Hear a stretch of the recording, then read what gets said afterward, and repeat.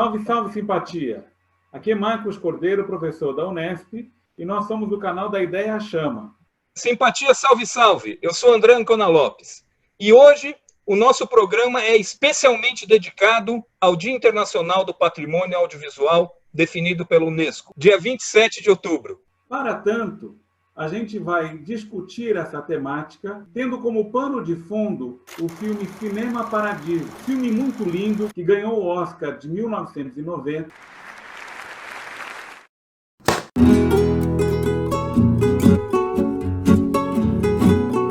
O Cinema Paradiso fala da memória, fala da afetividade, fala do documento, fala da fragilidade da própria película, e isso aí é muito importante justamente no momento em que diversos setores da sociedade buscam reescrever a história, buscando retirar elementos para dar ao passado um sentido que efetivamente ele não teve. É muito importante que a gente tenha em mente a noção de patrimônio audiovisual. Na sociedade moderna, os documentos audiovisuais, a visualidade, tem uma importância essencial. Por isso que, historicamente, todas as situações onde um regime de opressão assume o poder, onde um regime de opressão se impõe, há um esforço deliberado por eliminar, destruir as marcas do passado. Uma das principais ações é eliminar os traços simbólicos. Na sociedade de hoje, parte desse traço simbólico está ligado àquilo que o Giovanni Sartori chama de homo videns, ou seja, o ser humano calcado em função da visualidade. Si las reflexiones de Giovanni Sartori son ciertas, la imagen hace la mentira más eficaz y, por tanto, más peligrosa. Al perder la capacidad de abstracción, perdemos también la capacidad de distinguir entre lo verdadero e lo falso. Uma questão interessante é que quem controla o poder, ele quer reescrever o passado. Tem um ditado antigo que fala que o maior botim que um grupo que vence uma guerra pode obter é o direito de reescrever a história. E a gente está vendo hoje que essa questão de reescrever a história passa pela Cinemateca, mas também passa pela Fundação Palmares, passa pela Fundação Casa de Rui Barbosa, passa pelo Ministério da Cultura de forma geral. A gente tem que prestar atenção nesses aspectos. Sobre a questão de reescrever a história, a gente colocou isso num bônus print de uma cena do Game of Thrones, aonde a rainha fala para o seu filho príncipe que o episódio que ele passou foi, na verdade, uma grande batalha contra um lobo. E o menino diz, não, mãe, eu me acovardei. E a mãe coloca, na verdade, não, você vai ser rei. Quando você for rei, você vai escrever a história como você bem o desejar. Para que isso ocorra, é necessário que se elimine os traços do passado. E mais importante, nos dias de hoje, é preciso que sejam eliminados os traços da visualidade. A questão importante da construção da história de um povo, da construção da nacionalidade, ela é muito sensível. Porque se a gente for observar como que se homogeneizam sociedades, a gente pode verificar que não existia o francês que se fala hoje, antes do Napoleão, e de organizar um sistema de educação pública. A Itália, por exemplo, o idioma italiano é um idioma da Toscana, e que a partir do Estado foi se formando no meio da sociedade um único idioma e suplantando os outros dialetos ou os próprios outros idiomas que existiam dentro da Península Itálica. Exemplos disso a gente pode ver recentemente de destruição de patrimônio simbólico no movimento ISIS, que destruiu estátuas de Buda. A gente pode ver no desmonte que se assiste no Brasil com a questão da Cinemateca. Por falta de pagamento, a energia elétrica pode ser cortada a qualquer momento e um apagão seria desastroso. Sem a climatização, As matrizes audiovisuais podem desaparecer. Sem monitoramento, os filmes mais antigos em nitrato de celulose, um material altamente inflamável, podem entrar em autocombustão. E a gente pode ver, numa outra situação, nos anos 70, com o que aconteceu na chamada Primavera Croata. A Primavera Croata foi um esforço dos intelectuais croatas de se oporem à unificação linguística imposta pelo Marechal Tito na ex-Iugoslávia.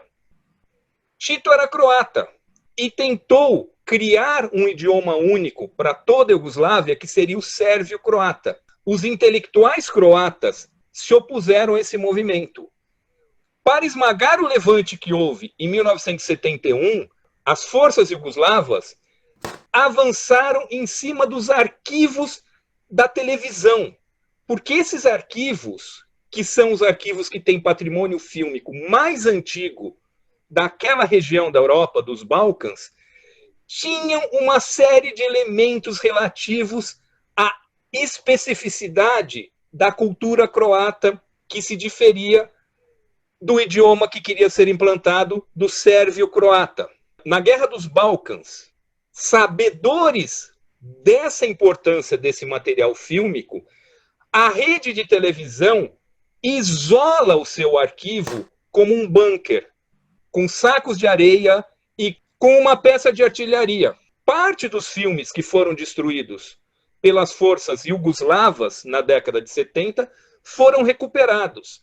E o arquivo da televisão, hoje, apresenta como uma variável a ser considerada na gestão de risco de perda de patrimônio fílmico os ataques políticos a esse tipo de material. Essa ideia foi apresentada no Congresso Internacional da Federação Internacional de Arquivos Fílmicos. No nosso caso do Brasil, a gente tem que prestar muita atenção, porque hoje tenta-se criar um discurso de homogeneização, como foi na ditadura militar. É uma certa elegia a um passado glorioso, a um passado harmônico, a uma construção conjunta, tal como se tenta criar com a Batalha de Guararapes, que seria supostamente a origem do Exército Brasileiro. Essa homogeneização, ela tem um impacto muito grande, por exemplo, na Fundação Palmares, quando se busca retirar ícones da população afro-brasileira ou retirar nome de personalidades do bastião dos heróis da comunidade negra. Mais especificamente, o descaso que ocorre com a Secretaria Nacional de Cultura, com a Fundação Palmares, mas principalmente com a Cinemateca, é algo muito expressivo. Parte importante disso que o Marcos acaba de colocar é essa ideia de homogeneização, essa ideia de padronizar. E isso a gente falou nos episódios anteriores sobre as redes sociais, a ideia de que tudo seja homogeneizado, que cada um seja exatamente igual aos demais. O patrimônio fílmico, ele justamente permite que a gente consiga ver essa diversidade. E no caso da Cinemateca, é mais grave, porque é um sistema de eliminação de acervos, de registros que podem ser insumos para a memória, de morte lenta. É pelo descaso. Nesse ponto, o Cinema Paradiso, o filme, ele mostra o padre que faz a censura prévia dos filmes para cortar as cenas que não lhe interessam. Basicamente cenas de beijo, mas também algumas cenas políticas. Tudo aquilo que foge à ordem vigente, ao interesse vigente, é cortado. No próprio filme do Giuseppe Tornatore, é indicado explicitamente o risco que esse tipo de material fílmico, que é um material que vai deixar de existir somente na produção cinematográfica a partir de meados da década de 50, ele é altamente inflamável.